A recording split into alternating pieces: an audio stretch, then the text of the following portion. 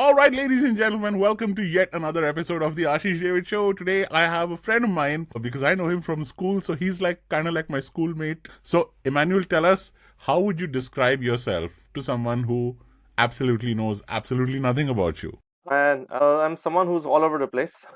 I'm a man of many trades, lots of experiences. I'm Nagaland originally, but not your typical guy. I've been out 40 years of my life, 30 something years in Delhi. And yeah, I'm a musician, a teacher, Bible teacher. I'm a pastor actually now currently. And I've had many phases, Ashish, you said, many phases of my life, many seasons. And it's been very interesting. Never a dull moment, highs and lows, but now I'm in a good place. So yeah. So fantastic! So you've been into teaching, Christian ministry. You become a Mm. pastor. You're a musician.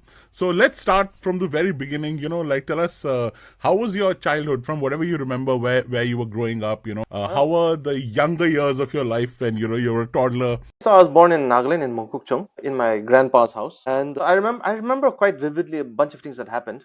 For example, my granddad, since he was an MP, there were all these security guards around, all these cops, and I remember playing with their guns and picking up bullets and tree not trees and fiddling with that. And we had a lot of cousins, like five, six boys playing together. So we used to march around the compound, playing bang bang and beating each other up and all that stuff. And it was very gregarious, I would say. And my dad was in the service, in the uniform services, let me say. And so he was out for some time, but once he got back, we shifted to Shillong when I was, I think, 3 or 4 years old, maybe. That's when I joined nursery, and Shillong was lovely, beautiful, new experience. We stayed in a scary house. Oh my God! Tell us about the scary house. Was it haunted? No, it Oh my wasn't God! haunted, but my mom, I have a brother and sister, so my mom was, very, she wanted to scare us to control us because we My were God! wild running all over the place.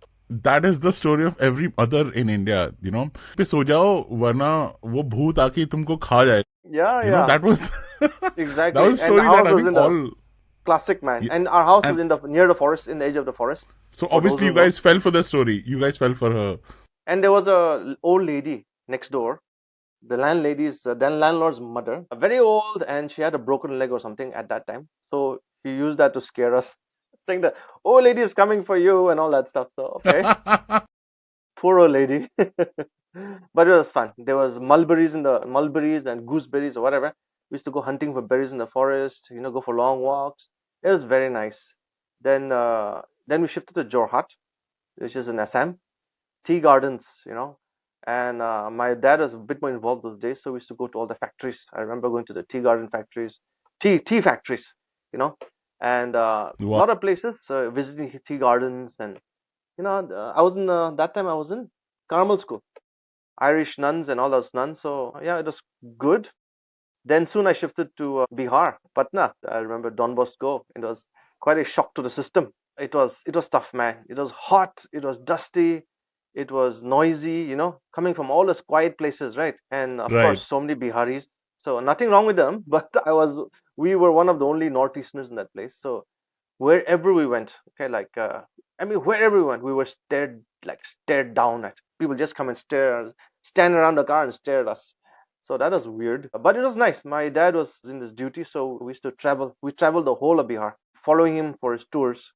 So yeah, Bodh Gaya, Roxol, Jamshedpur. I don't know, so many places, and we looked at factories again. A lot of factories, cold drink factories, matches factories, chemical factories, biscuit factories. My goodness, the biscuit factories are amazing.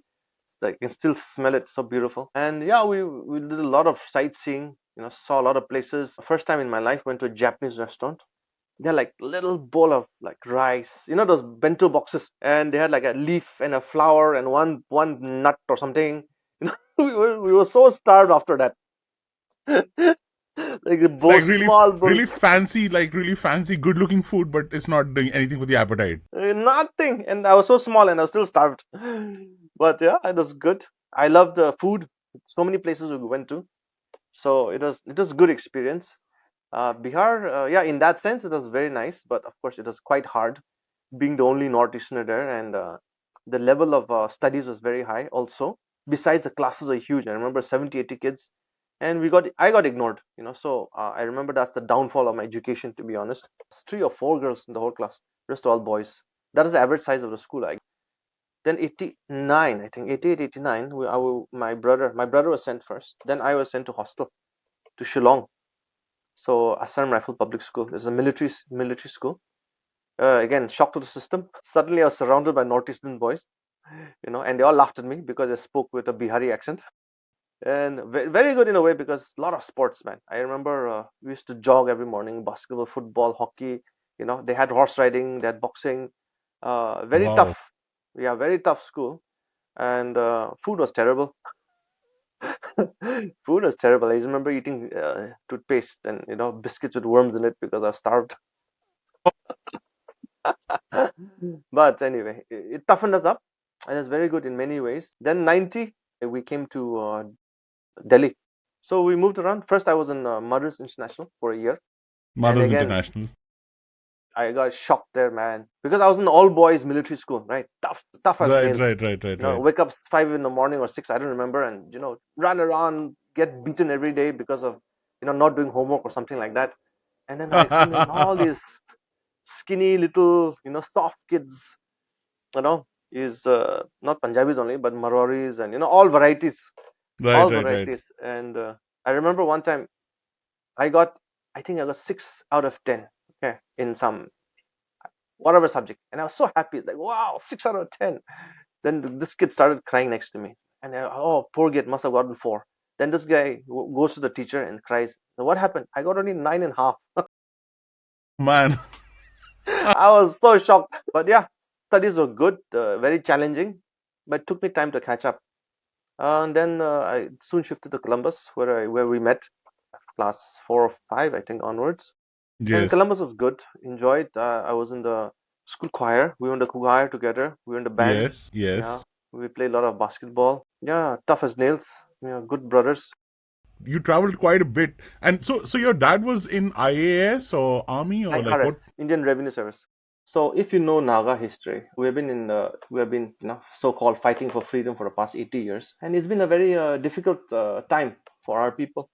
Because of which, in short, my dad and my mom had very tough lives. Especially my dad, he was sent to hospital at the age of 4. It's a good thing that we left the Northeast those days, because especially during the 80s when I was born and all that, it was very bad. Especially even during the 90s, they even burned our, there was a lot of atrocities that happened in the Northeast. So one fallout of this was my parents weren't, they were Christians, of course, but and we used to attend church and stuff, but we weren't very deep into it, especially me, of course. I didn't know much about anything. I didn't attend Sunday school till I came to Delhi, and the churches, like, it was just religion, it was just religion, stories and going to church and carnivals and stuff like that. It was fine, and I was very young. But something very interesting happened is, before I had a relationship with the Lord or knew who Jesus was personally that way. This is around 87, 86 or 87. My grandpa was dying of cancer, and so the family decided to, go and see him. And a lot of people came to pray for him, and they were all asking for life and all that.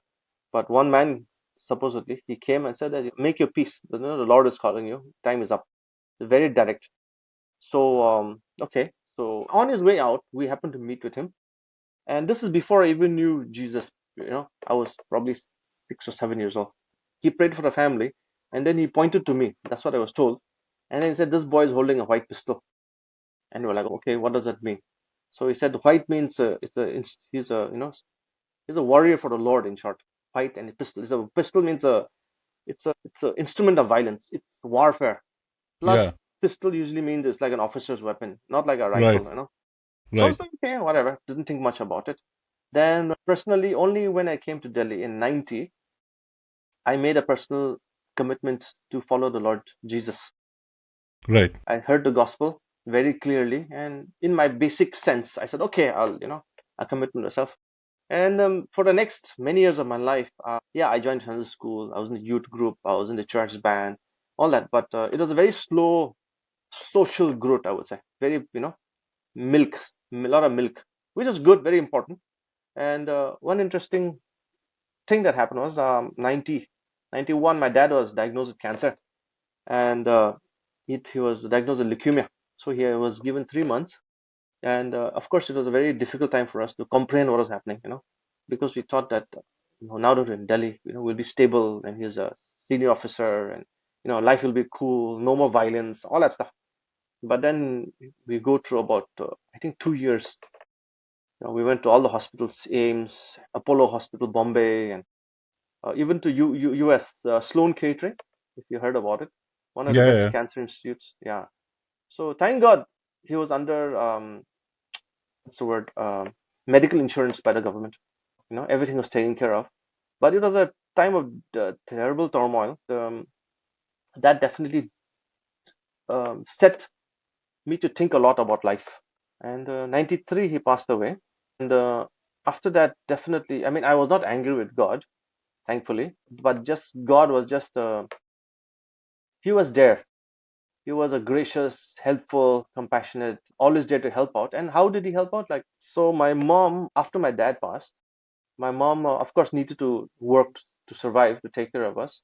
And the decision was made with my mom and dad that we should not go back to Nagaland because it was a mess, right? That she should stay here and finish education and build a life here. So she had to work. Thank God we had the opportunity, and I learned a lot. What do I mean by that is my mom did a lot of businesses, like selling clothes, for example, factories. We used to go to the factories, collect all these things and parcel them off and send them and try to sell them. We tried junk jewelry. Pragati Maidan, we opened a stall, Nagaland Emporium and all that. And we did good. We did very good. In 95, we got Dilly Hut, Nagaland stall. So if you remember all those thalis that you eat from right now, you Yes, know, yes. those bowls and all I that. still go to Nagaland stall and I have it. I bought those, man. I went to this uncle. We were discussing what do we buy and all this cutlery and things like that. Right, right, right. So that at that time I was like 14 or 15, and I was literally thrust into that life. So it was very good for me, for us as a family, and personally I learned a lot because I was involved in establishing that restaurant, and of course many people came along, a lot of relatives involved, and God helped us out. A lot of good people, friends, family friends, my dad's friends. Many people came along to help us out, and instead of just like being a godfather and throwing money, right? Yeah, I'll pay for your rent, I'll do this. No, we they gave us, which is very important, is they enabled us to work for ourselves, isn't it? Right. That's the best thing. So when I look back, I learned so much, man. I would go to school, then come back, and then wash up and go to Delhi Hut and start serving in the tables, managing the counter and all these things. That way, for many years, I was involved in that. So let me just thank you on behalf of all my friends and everybody who, for a number of years, no, seriously, man, for us to have genuine Nagaland food, that Yeah, was one of the places, we used to go take our dates over there, and genuine momos in Delhi was, yeah, man, Delhi yeah. Heart was the place. Oh, So yes. you are the person behind all those No, no. momos and all the good time we had. So thank you so much. I mean, others along Yes. with The you, whole family, yes. but Thank thank you. you so much. I mean, that was such a blessing, man. You know what I'm saying? I mean, so many people have been blessed actually when I look at it, right? The whole Naga food culture didn't exist before. Yes. We were Yeah, literally the first one that to work on it. Later, my literally. cousin, I must take her name, Amanla, or we call her Washi. She came along and we handed the reins to her, and she and her siblings just ran with it. And we literally invented a lot of food. My cousin, like for example, you talk about pork chops, right? Yes.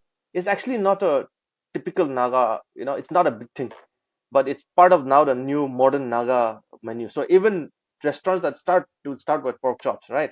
Yes. And so, and of course, momo chow, but they make their momos very special compared to many others. It's very unique, and Yes. all the food combinations. I can see you. And does your sister also own the restaurant, that Nagaland Kitchen? Yeah, so that's Yeah. her younger, the young I think I know him. His name is Chube or something. Chuba. Chuba, yeah, yeah, yeah. Yeah, yeah, So yeah. how I know Chuba is, Chuba was friends with a friend of mine called Nishant Matthew. I think they both did sound engineering or something they Yes, did yes, together. yes. And Nishant was my friend in Big FM. Uh-huh, uh-huh. So he Okay. used to take me there and say that, meet this friend. He's Chuba. Yeah. Chuba or Chube? Chuba.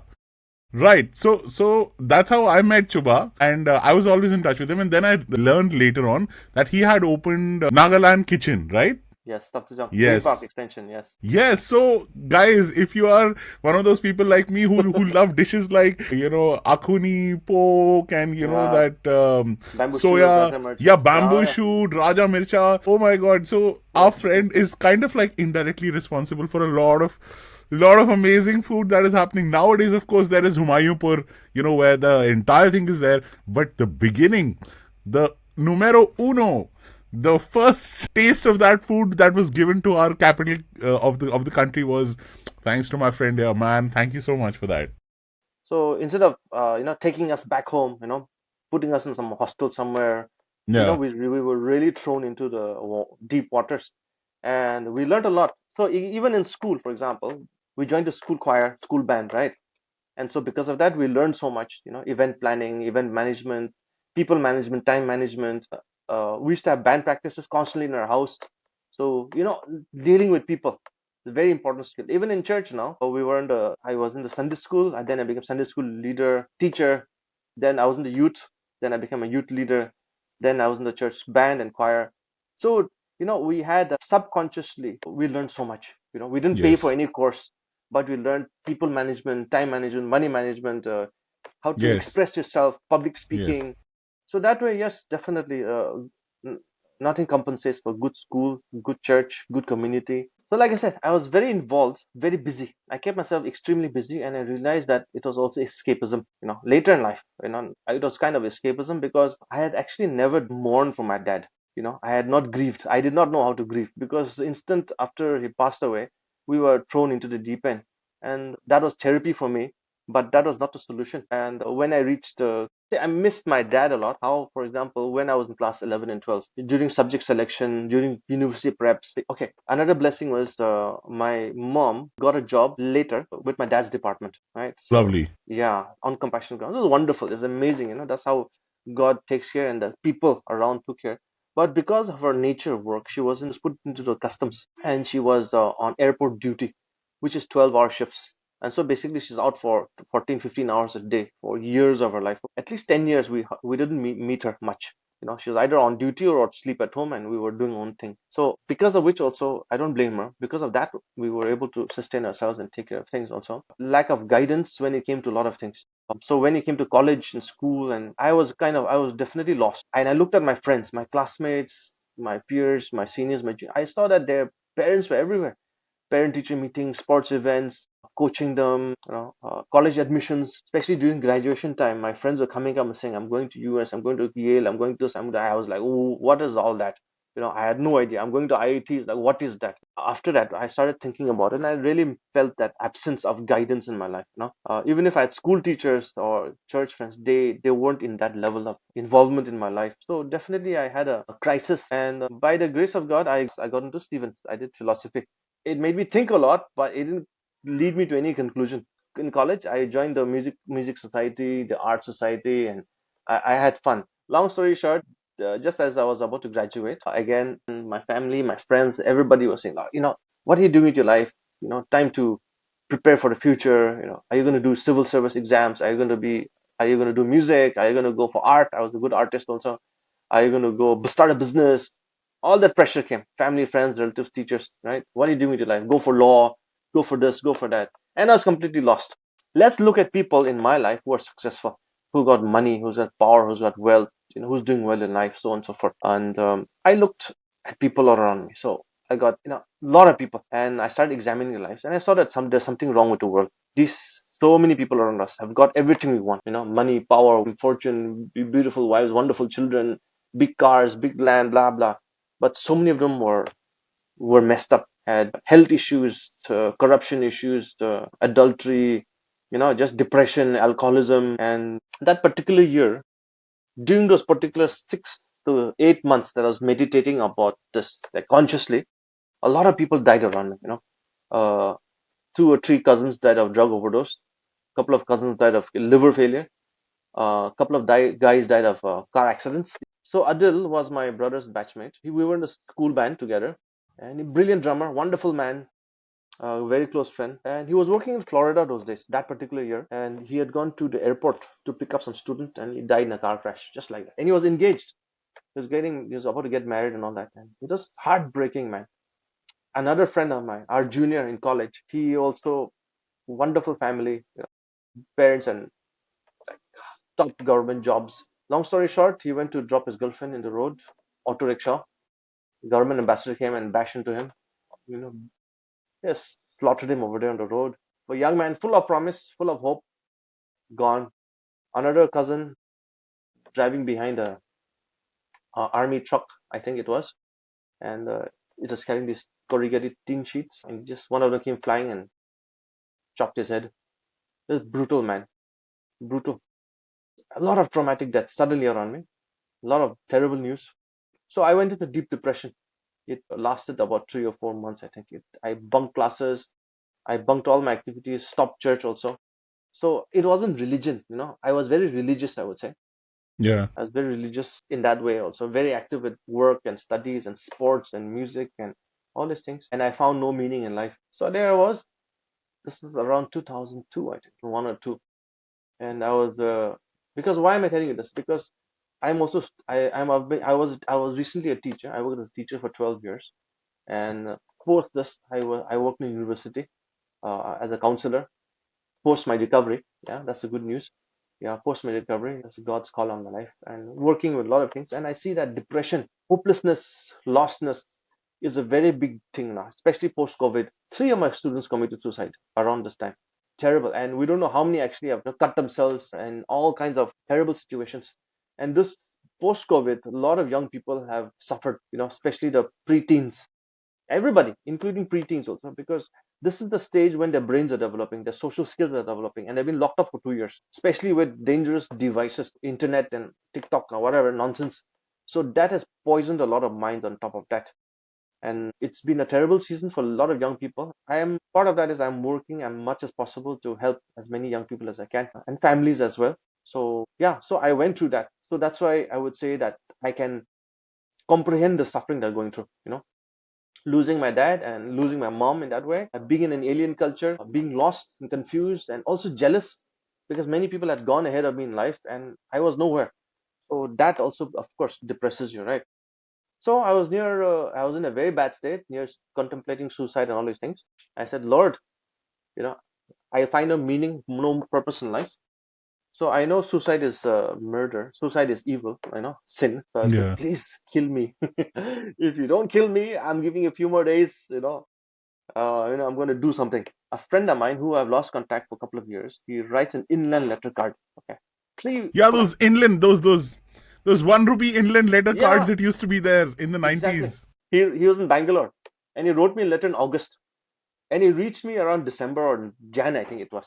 Just the day I said I want to do something, you know, and that's the voice of God, I would say, because that Yeah, what timing? letter, yeah, exactly. Otherwise, I was just on the edge. So that's the day when I picked up the Bible, picked up the letter, and I heard the voice of God literally. And then God told me to do a couple of things. Okay, one is to confess my sins. Okay, which is anger and bitterness and rage and all these things, whatever they were. Took me a couple of days, of course, to find as many sins I could. Second, he told me to forgive people, forgive as many people, whatever sins, felt sins or real sins. So I was angry at a lot of people, for abandonment, let me say, for ignoring me, for misguiding me. I was Right. angry at a lot of things, whatever it is, right? So God said, let them go, release them, let them go, let them be. And the third thing is, he said he would redirect my life to where it should be. My studies improved. I started finding direction for my life, finding a purpose. And one day I started hearing a voice in my head. I don't know. I mean, I started hearing a voice. It says, I was asking the Lord, okay, what should I do with my life? What's my life about? How can I help people? Whom can I help? And I was thinking to myself, see, I'm not educated. I don't have money. I don't have any godfather organization to back me up. I don't have experience. How can I help people? And suddenly I started hearing this voice, and it went on for a couple of weeks. Like, look around you, look around you, look around. Everywhere I go, I hear the voice, look around you. And I started thinking about who's this talking? What is this about? And I started thinking, and then my eyes opened.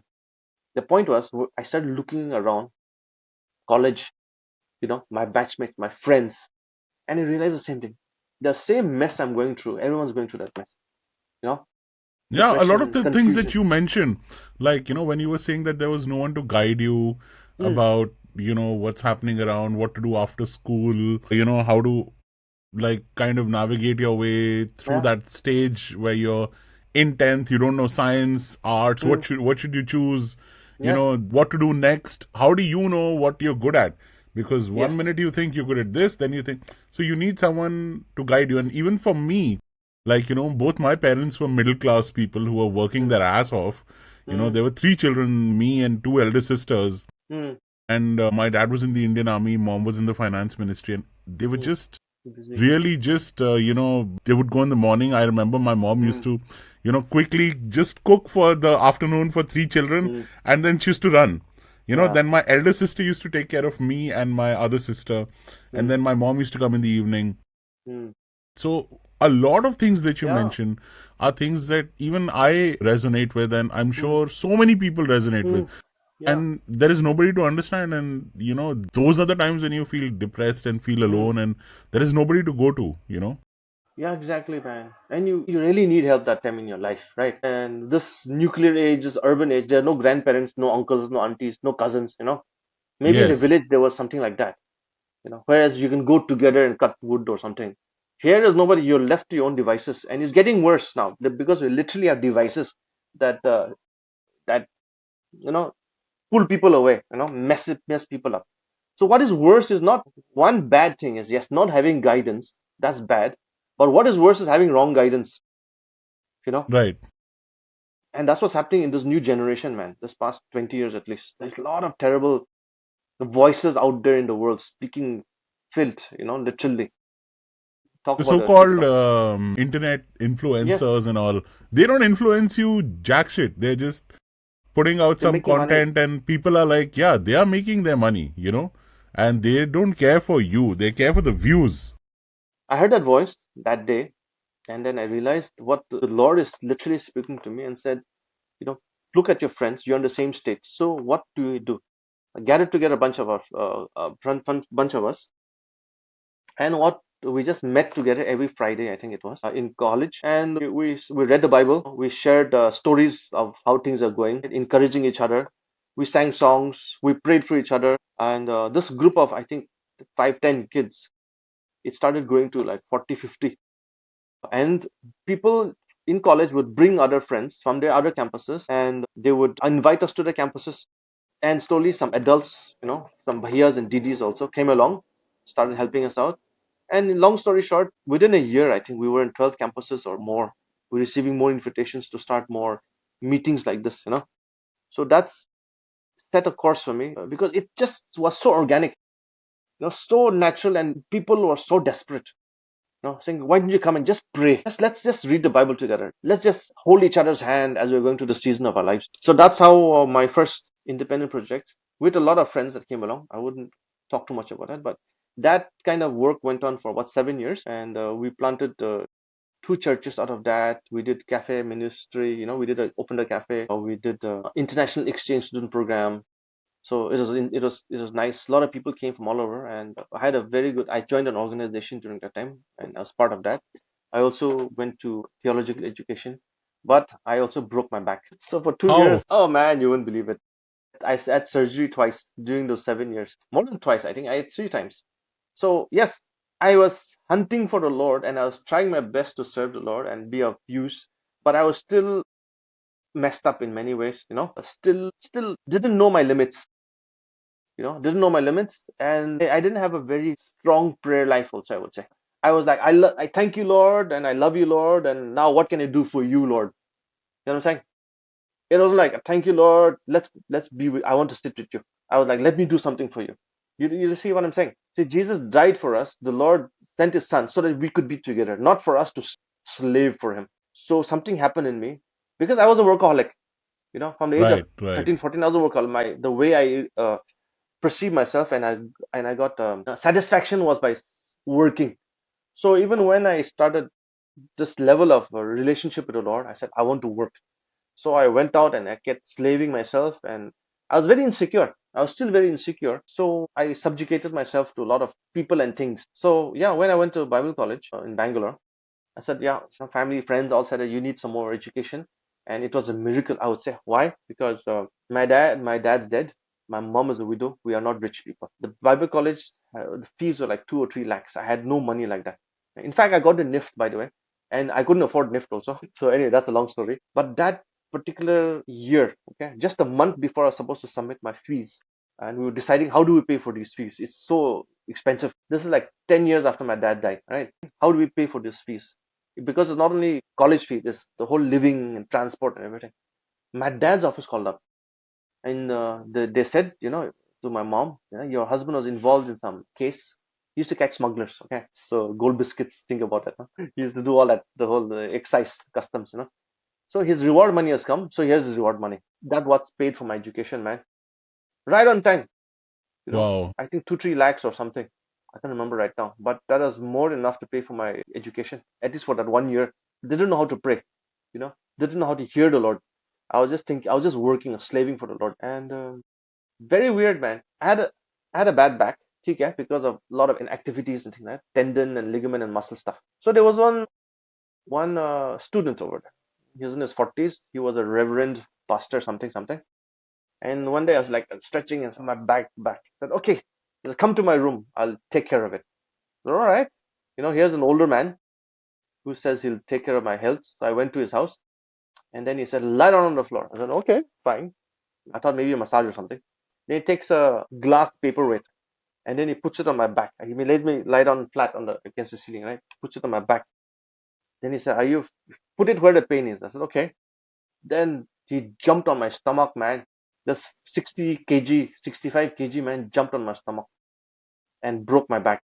Why did he do that? I was shocked. I was in pain. I was blinded in pain. So I dragged myself out of there. And one of my classmates was a doctor. He checked me up. He said, you have a slip disc. Your disc is broken. Go to hospital. Long story short, I went to hospital, checked up everything. It was so bad.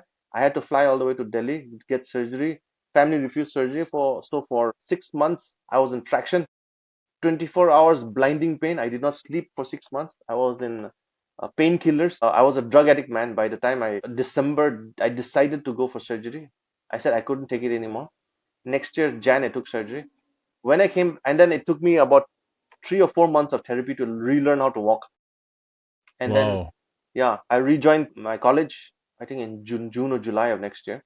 And when I went back, I found out that this guy, somebody told me, okay, that this guy was demon possessed, and his brother was the pastor of the Satanic church in Bangalore, and he's sitting there in a Bible college. And did he have anything to say for himself? Like, was he Nothing, apologetic? Nothing. nothing. He looked very smug and satisfied about it. I never met him again. And it was Just weird, goes man. on to just goes on to prove that you have to be very careful with people, man.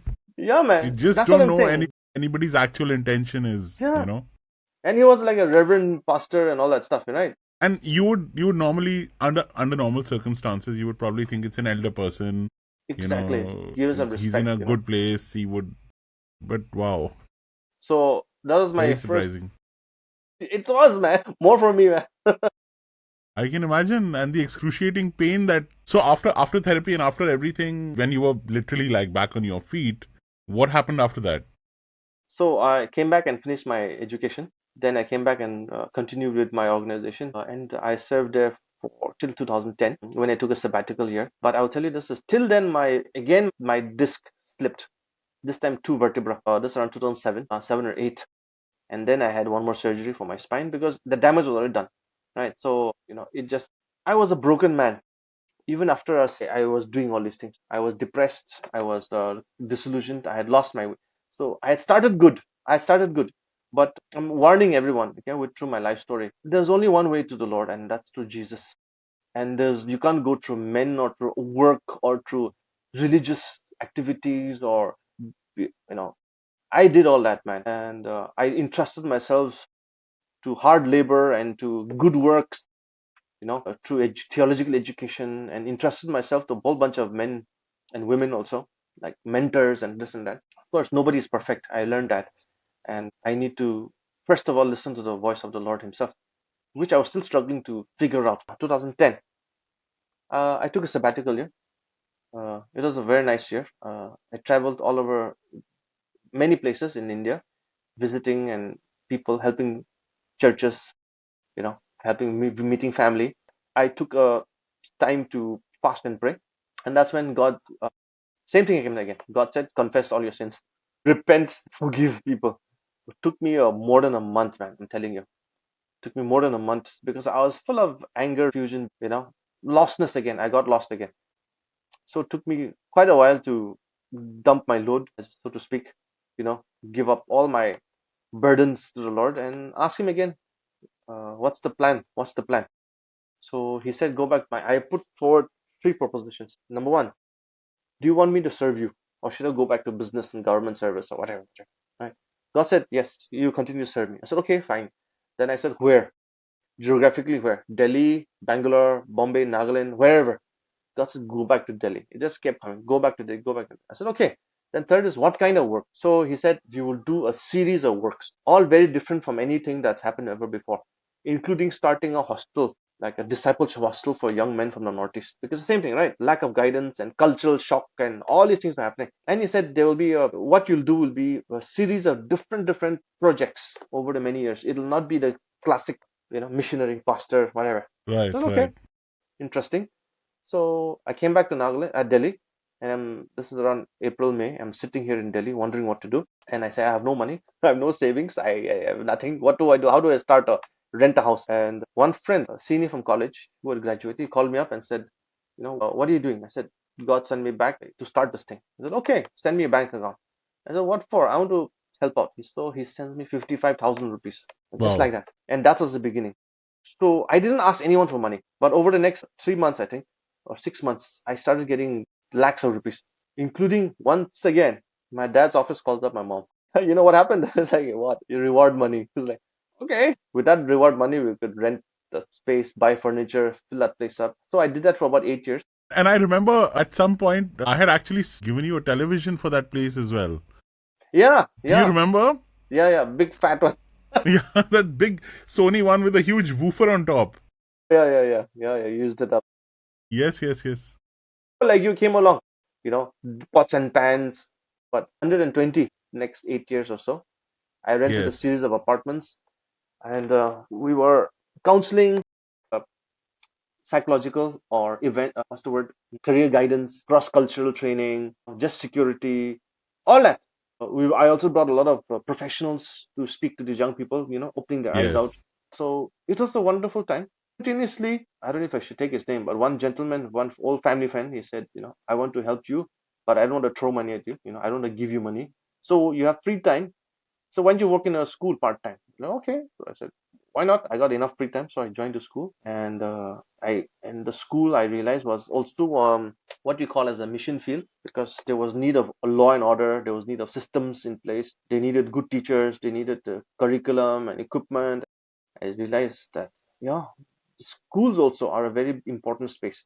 Because I'll tell you this, Ashish, I think you know this, but I'll tell you this. University age group, most of the work I've done is basically damage control. They've already been messed up. But the time you reach university, you already had your traumas, your experiences, your all that Yes. stuff.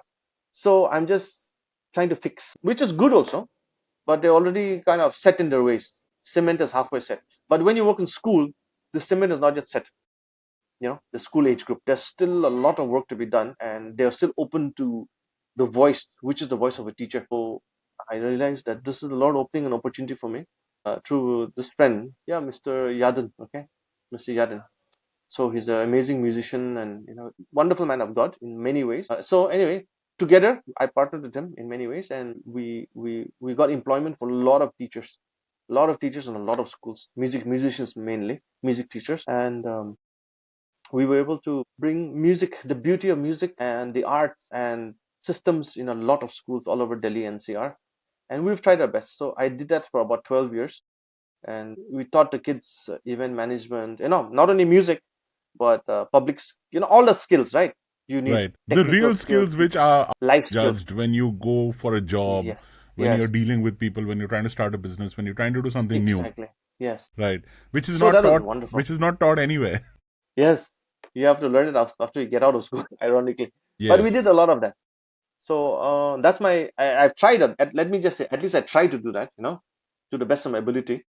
And simultaneously, I was doing the hostel, I was doing this, and I was also helping a couple of churches. So then COVID came, and that's when I decided to wait on the Lord again and shut down the hospital. Very interesting. 2020 COVID came, right? Yes. So 2019, both of us got my wife and I. By then I was married. She was completely into it. Both of us got uh, the the feeling, let me say, to shut down the hostel. You know, just shut it down, shut it down. It kept coming, shut it down, shut it down. So we took a risk, and he said in June or July we just shut down the hostel. Sold everything, closed it down, everything. You know, a lot of the kids had already left for some reason. So we shut it down, and then COVID came. Otherwise, we would have been paying lakhs and lakhs of rupees in rent for the next few years, with empty hostels. And so that's how God saved us also. Yes. Others were already suffered, man. We had, I think by then 3 houses were rented, I think 2 or 3. So, so that's how God saved us from losses and from risk as well. And recently, 2020, 21, I joined the church, and I've been pastoring here, working with the young people, with the music families, so trying my best to be of use. Wonderful, wonderful. So this is Delhi Bible Fellowship, which is what you're talking about. Yes, right.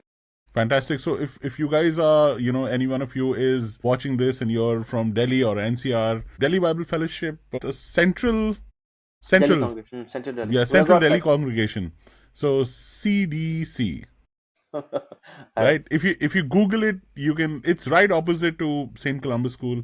You guys yeah, can go and check out my good friend Emmanuel. He preaches there. And thank you so much, Emmanuel, for being with us, man. You shared so many inspiring moments, Through you, I think a lot of young people will realize that, even after being, going through a tough life, you don't really have to make it about yourself. And you can take that, difficulty, and you can make it into a blessing for so many people, like Emmanuel did. You started the hostel, you did so many things, and you're still, helping people out right now. And I think yeah, that's quite inspiring, man. Also, a lot of people believe that, church is only for Christians. It's not. Anybody can, go and just have a wonderful experience, learn few nice things, and, enjoy some music and be close to a lot of other people who are also, in a positive vibe. Just doesn't have to be Emmanuel's church or my church. You can just go to any church wherever you live around the world. Just, and if one church doesn't work for you, you can go for another church. It's not like everything works for everyone. You have to see what fits you best. And yeah, instead of suffering alone, try to be a part of a group which will kind of like be there around. for you. Even if there is one person or two people that you like talking to, you can talk to them and you can open up. And it's the church, I feel, has been a good space to be in for young people. And Emmanuel, again, thank you so much for sharing all your wonderful experiences, brother. So if you're interested in music, if you're a musician, especially a drummer, and you want to learn some more, then it's great. A lot of my kids, my students' videos are there as well. So this you can see their progress. So it's Other one is called Drumming with Noel. no drumming with Noah. Yes, Right, right, yeah, right, right. and And the other one where I think it's more to do with the Bible hmm, learnings and teachings, yes. So that's the golden apple.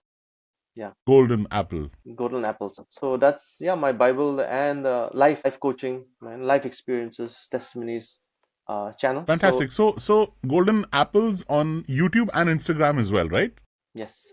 So yeah, I just want to tell people that you're not alone, and you're not special. What I mean is, your suffering, your difficulties, your experiences are not unique to you. There are millions of people going through it, and there are millions of people who have actually overcome it.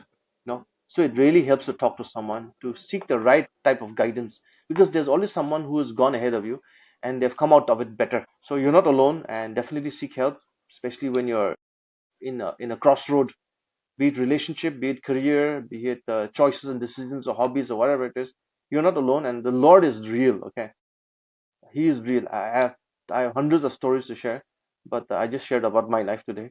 But I've seen the Lord through His Son, Jesus. Okay, really intervening in people's life and helping them in different seasons and phases. And try Him out. You know, He Yes. has definitely really been marvelous in my life, and no harm done. So yeah, thank you so much, and God bless you. Yeah, thank you, Ashish, for the opportunity. So if you're interested in music, if you're a musician, especially a drummer, and you want to learn some more, then it's great. A lot of my kids, my students' videos are there as well. So just you can see the progress. So it's Other one is called Drumming with Noel. no drumming with Noah. Yes. Right, right, Yeah. right, right. And And the other one where I think it's more to do with the Bible hmm, learnings and teachings, yes. So that's the golden apple.